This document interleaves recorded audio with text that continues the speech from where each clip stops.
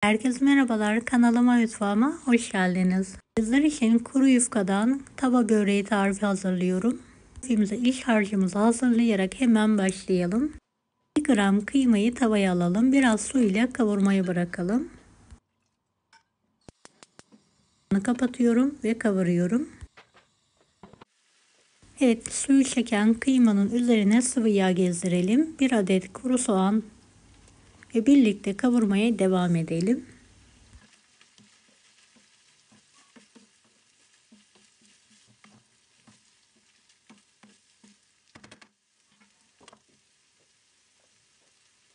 Adet rendelenmiş suyu sıkılmış patates ekleyelim. Kavurmaya devam edelim.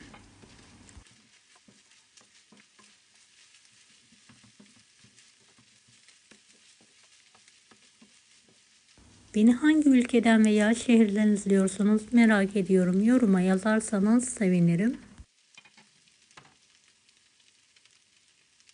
Tatlı kaşığı tuz, biraz da baharat ekliyorum ve karıştırıyorum.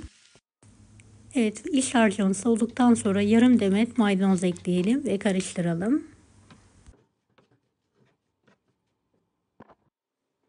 5 adet kuru yufkam var. Soğuk suyda arkalı önlü olacak şekilde yufkalarımı ıslatıyorum.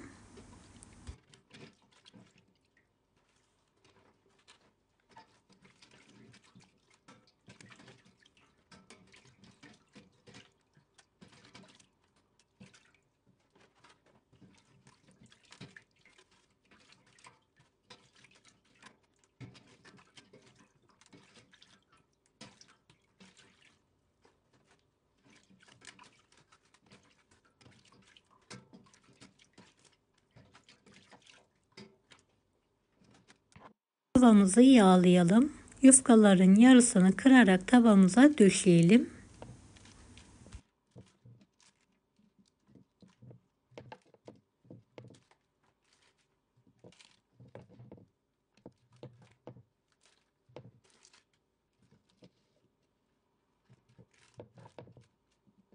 Orta kısmına hazırladığımız iç harcın hepsini yayarak dökelim.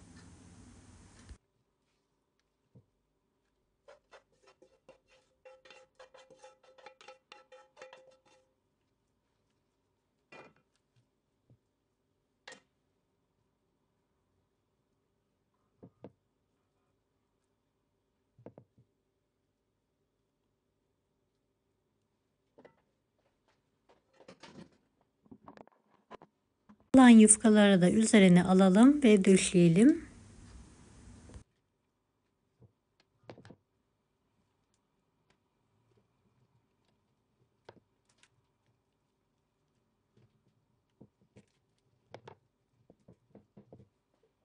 Sıvı yağ gezdirelim, kapağını kapatarak orta ocakta arkalı önlü nar gibi kızartalım.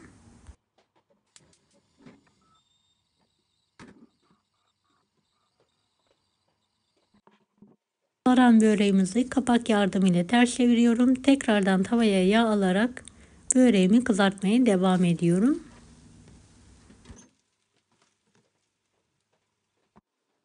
Evet, kızaran böreğimi servis tabağına alıyorum. Kapağı kapalı bir şekilde en az 5 dakika dinlenmeye bırakıyorum. Dinlendirdiğim böreği makas yardımıyla dilimler halinde kesiyorum.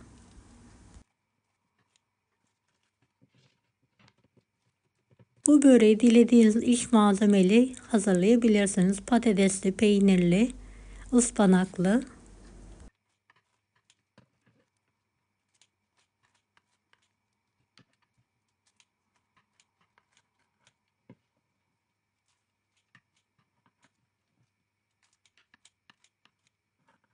Evde kuru yufkanız varsa mutlaka deneyin. Gerçekten çok lezzetli oluyor. Hem de pratik.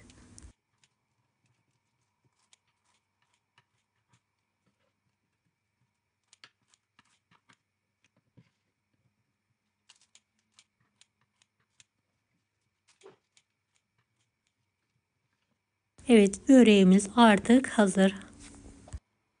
Deneyecek olan herkese şimdiden kolaylıklar dilerim. Kanalıma ücretsiz abone olmayı unutmayın. Bir dahaki videolarda görüşmek üzere. Allah'a emanet olun. Hoşça kalın. Daha farklı tarifler için bunları da izlemeyi unutmayınız. Kolay gelsin herkese.